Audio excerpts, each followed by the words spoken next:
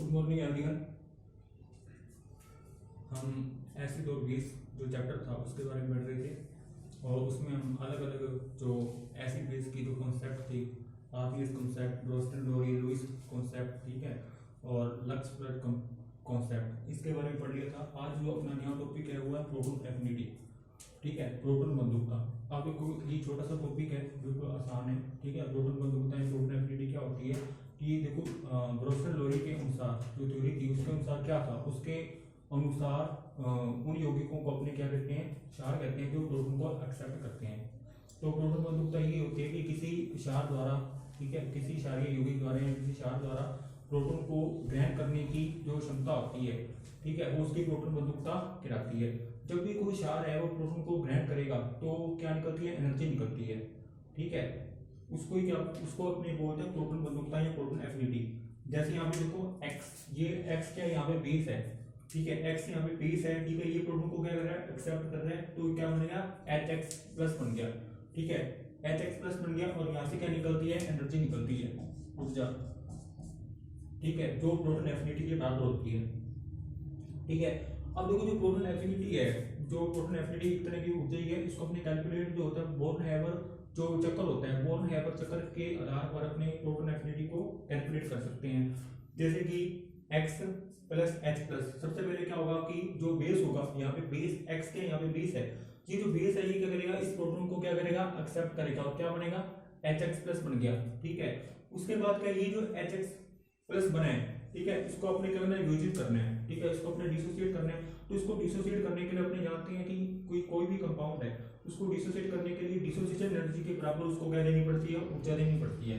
तो यहाँ पे अपने इसको डिसोसिएशन एनर्जी के बराबर ऊर्जा देंगे और इसको क्या कर देंगे, अपने डिसोसिएट कर देंगे। जब ये डिसोसिएट होगा तो ये H और X प्लस में क्या हो जाएगा, डिसोसिएट हो जाएगा। उसके बाद क्या है कि देखो यहाँ पे जो X प्लस है, ठीक है, अब ये जो X प्लस है उसको अपने इलेक्ट्रॉन क्या करना है, इलेक्ट्रॉन को एक्सेप्ट करना है इसमें। अब ये इलेक्ट्रॉन एक्सेप्ट कहां से करेगा, इस प्रोटॉन के इलेक्ट्रॉन को एक्सेप्ट करेगा। तो सबसे पहले क्या होगा, इस प्रोटॉन को अपना इलेक्ट्रॉन डोनेट करना पड़ेगा, ठीक है, इस प्रोटॉन से अपने को इलेक्ट्रॉन निकालना पड़ेगा। और ये प्रोटॉन के गैसीय अवस्था में है, तो अपने जानते हैं कि गैसीय अवस्था में परमाणु के बाहरी कोश से इलेक्ट्रॉन को निकालने के लिए जितनी ऊर्जा देंगे वो उसकी क्या कहलाती है, आयोनाइजेशन एनर्जी के बराबर होती है, उसकी आयन ऊर्जा के बराबर होती है। तो यहाँ से अपने क्या निकाल दिया, एक इलेक्ट्रॉन यहाँ से निकाल दिया। जब इलेक्ट्रॉन यहाँ से निकलेगा तो यहाँ पे क्या आएगा, H के ऊपर क्या आ जाएगा, पॉजिटिव आ जाएगा, ठीक है, प्लस इलेक्ट्रॉन और X पॉजिटिव। उसके बाद ये जो इलेक्ट्रॉन है वो कौन एक्सेप्ट करेगा, ये इलेक्ट्रॉन आपका जो बेस है, वो बेस है, इस इलेक्ट्रॉन को एक्सेप्ट कर लेगा, ठीक है। ये X पॉजिटिव था, ये इसने इलेक्ट्रॉन को एक्सेप्ट कर लिया, वापस क्या बन गया, ये अपनी उदासीन या न्यूट्रल अवस्था में आ गया, ठीक है। जब ये X प्लस है, जब ये इलेक्ट्रॉन को एक्सेप्ट करेगा तो क्या होगा, ऊर्जा क्या होगी, रिलीज होगी। देखो परमाणु के बाहरी कोश से इलेक्ट्रॉन जब ऐड होता है तो ऊर्जा क्या होती है, रिलीज होती है। तो यहाँ से ऊर्जा रिलीज होगी, ठीक है। यहाँ पे अपनी ऊर्जा, आयन ऊर्जा क्या होती है, परमाणु के बाहरी कोश से इलेक्ट्रॉन को निकालने के लिए ऊर्जा, जितनी ऊर्जा देती है वो आयन ऊर्जा होती है। तो यहाँ से H जो गैसीय अवस्था था, इसमें से इलेक्ट्रॉन को निकालने के लिए अपने को आयन ऊर्जा के बराबर ऊर्जा देनी पड़ेगी। और यहाँ पे क्या होगा कि जो X प्लस होगा, इसमें से इलेक्ट्रॉन ऐड करवाने, इसमें इलेक्ट्रॉन, तो इसमें इलेक्ट्रॉन ऐड करवाने के लिए ऊर्जा यहाँ से रिलीज होती है, तो ये नेगेटिव में आएगा, ठीक है, नेगेटिव ये, ठीक है, इलेक्ट्रॉन एफिनिटी, ठीक है। और जो आपका प्रोटॉन एफिनिटी होगा वो क्या होगा, इस तीनों ऊर्जाओं के बराबर। तीनों देखो सी, एक वियोजन ऊर्जा है, ठीक है, एक आयन ऊर्जा है और एक इलेक्ट्रॉन एफिनिटी है। इन तीनों ऊर्जाओं के योग के बराबर होता है। उसके बाद आता है, अगर अपने बात करें इस जो प्रोटॉन एफिनिटी है, अगर अपने अलग अलग ग्रुप्स के अंदर देखें, ग्रुप 15, ग्रुप 16, ग्रुप 17, अगर अपने 22 सदाएं जाते हैं, ठीक है, NH3 H2O और HF, अगर अपने 22 सदाएं जाते हैं तो अपने जानते हैं 22 सदाएं जाने पर वर्ग आवर्त में 22 सदाएं जाने पर क्या होता है, आवर्त में 22 सदाएं जाने पर क्या होता है, साइज में क्या आती है, कमी आती है। इलेक्ट्रॉन नेगेटिविटी में क्या होती है, वृद्धि आती है। इलेक्ट्रॉन नेगेटिविटी में वृद्धि होगी तो क्या होगा, इलेक्ट्रॉन नेगेटिविटी में वृद्धि होगी तो प्रोटॉन एफिनिटी में क्या होगी, इलेक्ट्रोनेगेटिविटी में वृद्धि होगी, सॉरी, इलेक्ट्रोनेगेटिविटी में अगर वृद्धि होती है तो प्रोटॉन एफिनिटी में जो होगी वो क्या होती है, प्रोटॉन एफिनिटी में कमी होती है, ठीक है। क्योंकि अपने जानते हैं कि देखो आपने जो जो परमाणु होगा उस परमाणु से इलेक्ट्रॉन को निकालना है, क्योंकि प्रोटॉन एफिनिटी का मतलब क्या होता है कि जो परमाणु है वो अपना इलेक्ट्रॉन प्रोटॉन को देकर प्रोटॉन को एक्सेप्ट कर लेगा, ठीक है। अगर उस परमाणु की इलेक्ट्रोनेगेटिविटी ज्यादा होगी तो वहां से इलेक्ट्रॉन निकालना क्या होगा, मुश्किल होगा। ठीक है, जैसे नाइट्रोजन है या ऑक्सीजन है या फ्लोरीन है, तो फ्लोरीन की इलेक्ट्रोनेगेटिविटी क्या होती है ज्यादा, तो फ्लोरीन से इलेक्ट्रॉन को निकालना मुश्किल होता है। ठीक है, इलेक्ट्रॉन को निकालना मुश्किल होने की वजह से ये आसानी से इलेक्ट्रॉन नहीं देगा, आसानी से इलेक्ट्रॉन नहीं देगा, तो मतलब कि यहाँ पे प्रोटॉन को जोड़ना क्या है फ्लोरीन के साथ मुश्किल है, तो इसकी प्रोटॉन एफिनिटी सबसे कम होगी HF की, सबसे ज्यादा किसकी होगी NH3 की, फिर H2O की, फिर HF की।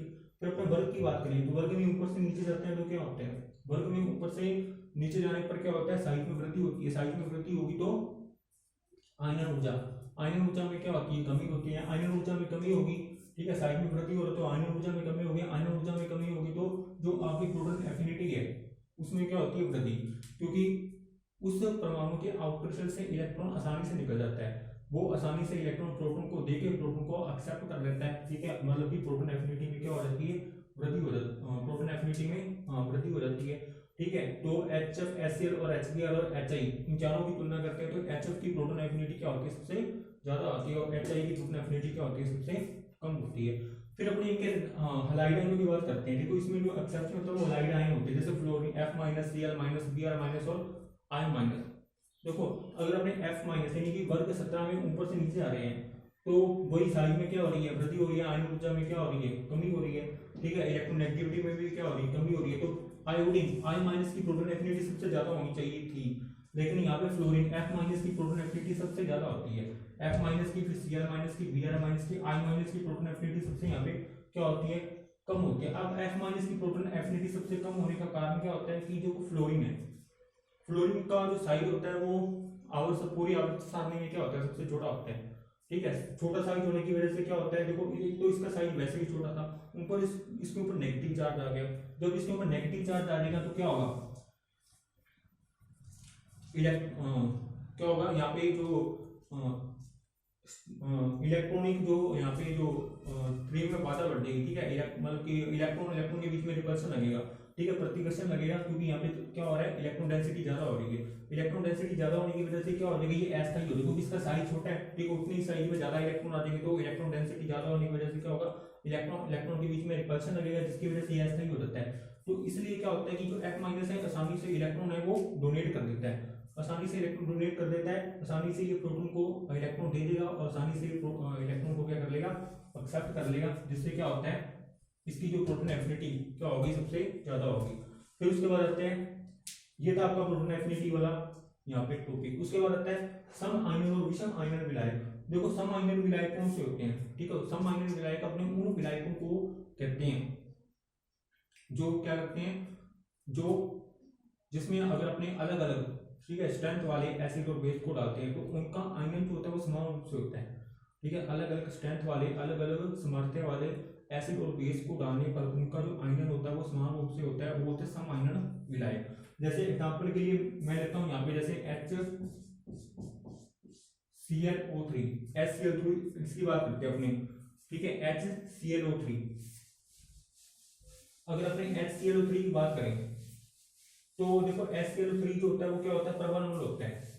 ठीक है, HClO3 की बात करेंगे, फिर अपने HNO3 की बात करेंगे, फिर अपने HCl की बात करेंगे। ठीक है, ये तीनों अम्ल हैं और तीनों की जो सामर्थ्य है, तीनों की जो स्ट्रेंथ है वो क्या अलग अलग है, तीनों की स्ट्रेंथ क्या है, अलग अलग है। और अगर अपने इनकी बात करें, तीनों को अपने जल में डाल दिया, तीनों को किसमें डाल दिया, जल में डाल दिया। अगर आप ये तीनों को जल में डालेंगे तो क्या होगा, तीनों का क्या होगा, आयनन होगा, और तीनों का आयनन जो होगा वो समान रूप से होगा, भले ही इनकी जो स्ट्रेंथ है वो अलग अलग है। ठीक है, जो HClO3 है ये क्या होता है, स्ट्रॉन्ग एसिड।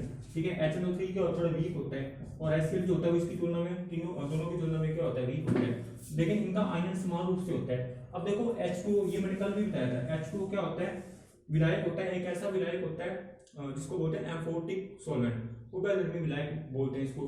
क्यों उभयधर्मी विलायक अपने क्यों बोलते हैं, क्योंकि जो H2 है ये अम्ल क्षार दोनों की तरह व्यवहार करते हैं। यहाँ पे किसकी तरह व्यवहार करेगा, ये क्षार की तरह, क्योंकि यहाँ पे HClO3 ये प्रबल अम्ल है, तो ये क्या देगा इसको, हाइड्रोजन, और ये क्या करेगा, हाइड्रोजन को ग्रहण करेगा, तो क्या होगा, क्षार। तो यहाँ पे ये बनेगा ClO3 negative plus H3O plus. ठीक है, फिर अपने इसकी बात करेंगे तो यहाँ पे इसका आयन कैसे होगा, यहाँ पे भी वही होगा H3O प्लस और नाइट्रेट आयन, यहाँ पे क्या बनेगा Cl आयन और HPO+। ठीक है, तो ये तीनों अम्ल है वो अपने आयनों में आयोनाइज हो रहे हैं। ठीक है, तीनों की स्ट्रेंथ क्या थी, अलग अलग थी, लेकिन तीनों का जो आयनन होता है वो क्या हो रहा है, समान रूप से हो रहा है। तीनों का आयनन क्या होता है, समान होगा। क्यों, क्योंकि यहाँ पे H2O जो होता है वो क्या होता है, सम आयनन विलायक। ठीक है, H2O को बोलने का अपने सम आयनन विलायक, यानी कि ऐसा विलायक जिसमें अलग अलग सामर्थ्य वाले अम्लों या क्षारों का आयनन जो होता है वो क्या होता है, समान रूप से होता है, उसको बोलते हैं अपने सम आयनन विलायक। ये तो मैंने अम्ल का एग्जांपल लिया था। अगर अपने यहाँ पे क्षारों का एग्जांपल ले सकते हैं, क्षारों का एग्जांपल जैसे लेते हैं सोडियम एमाइड और सोडियम एटोक्साइड। ठीक है, सोडियम एमाइड यानी कि NaNH2 और सोडियम एटोक्साइड यानी कि NaOC2H5+, यहाँ प्लस, यहाँ H2O, यहाँ H2। ठीक है, H2 के सम आयनन विलायक है, तो इनका आयनन भी क्या होगा, समान रूप से होगा। ठीक है, अगर आप इनको आयनाइज करेंगे, ये क्या क्षार, ये दोनों के क्षार है। अब ये क्षार है तो जल किसकी तरह व्यवहार करेगा, यहाँ पे जल जो होता है वो अम्ल की तरह व्यवहार करेगा। ये मैंने आपको कल बता दिया था। जल क्या होता है, उभय द्रव्य प्रकृति का होता है, अम्ल क्षार दोनों की तरह व्यवहार करता है। अम्ल की बस्ती में क्षार की तरह और क्षार की बस्ती में अम्ल की तरह। अब यहाँ पे क्या करेगा, ये प्रोटॉन को डोनेट करेगा, तो यहाँ पे इसका आयनन होगा Na+ में, और NH2 प्रोटॉन को एक्सेप्ट करेगा, NH3 बनाएगा, और क्योंकि इसने तो प्रोटॉन दे दिया H2 ने प्रोटॉन दे दिया, तो क्या बनेगा यहाँ पे OH-। इसका आयनन हो गया।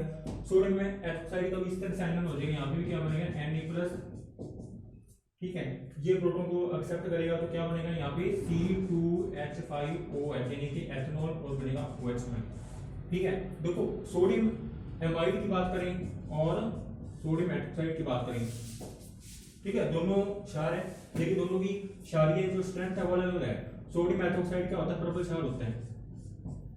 सोडियम एमाइड जो होता है वो सोडियम एटोक्साइड की तुलना में प्रबल क्षार होता है, लेकिन दोनों का आयनन जो होता है वो समान रूप से होता है जल में, तो जल क्या होगा, सम आयनन विलायक। लेकिन अब कुछ विलायक ऐसे होते हैं, ठीक है, जिसमें क्या होता है कि अलग अलग अम्लीय सामर्थ्य वाले अलग अलग सामर्थ्य वाले अम्लों व क्षारों का जो आयनन होता है वो समान रूप से नहीं होगा। ठीक है, उसमें जो प्रबल अम्ल होगा उसका आयनन जो होगा वो ज्यादा होगा, और जो दुर्बल अम्ल होगा उसका आयनन कम होगा। उसी तरह से जो प्रबल क्षार होगा उसका आयनन ज्यादा होगा, दुर्बल क्षार होगा उसका आयनन क्या होगा, कम होगा। ठीक है, उसको बोलते हैं विषम आयनन विलायक, और विषम आयनन विलायक का एग्जांपल होता है एसिटिक एसिड, ये विलायक। ठीक है, ये एसिटिक एसिड विलायक में अगर आप HClO3 डालते हो तो ये तो प्रबल है। ठीक है, तो इसका तो कंप्लीटली आयोनाइज, ठीक है, तो अपने आयनों में कंप्लीटली डिसोसिएट हो जाएगा। फिर इसका आयनन HN3, ये थोड़ा दुर्बल है HClO3 तुलना में, तो इसका आयनन कम होगा। फिर HCl, इसका आयनन क्या होगा, सबसे कम होगा, तो ये होता है विषम आयनन विलायक। ठीक है, उसके बाद एक लास्ट टॉपिक है इसी के अंदर क्षारकता। ठीक है, क्षारकता प्रोटॉन एफिनिटी के अंदर आता है क्षारकता। क्षारकता क्या होती है, जिसकी प्रोटॉन एफिनिटी ज्यादा होगी उसकी क्षारकता भी क्या होगी, सबसे ज्यादा होगी। ठीक है, ठीक है, जिसकी होगी कि प्रोटॉन एफिनिटी ज्यादा होगी, यानी कि प्रोटॉन को एक्सेप्ट करने की क्षमता ज्यादा होगी, तो उसकी क्षारकता बेसिसिटी भी क्या होगी, सबसे ज्यादा होगी। जैसे अपने बात कर लेते हैं NH3 की, ठीक है, उसके बाद अपने बात करते हैं H2O की, उसके बाद करते हैं HF की। इन दोनों में से क्षारकता बेसिक नेचर किसकी ज्यादा होगी, NH3 की, फिर H2O की। क्यों, क्योंकि प्रोटॉन एफिनिटी किसकी ज्यादा होती है, इसकी, फिर इसकी, फिर इसकी, तो क्षारकता भी इसकी ज्यादा होगी, इसकी ज्यादा होगी, NH3 की ज्यादा होगी, फिर H2O की ज्यादा होगी, फिर HF की ज्यादा होगी। ठीक है, तो ये था आपका प्रोटॉन एफिनिटी, और उसके बाद अगला टॉपिक था आपका छोटा सा सम आयनन और विषम आयनन विलायक क्या होती हैं। ठीक है, और इसी के साथ ये वाला चैप्टर आपका कंप्लीट होता है। उसके बाद नेक्स्ट चैप्टर की अपने बात करेंगे कल, जिसका नाम है नॉन एक्वस सॉल्वेंट, यानी कि अजलीय विलायक। ठीक है, थैंक यू वेरी मच।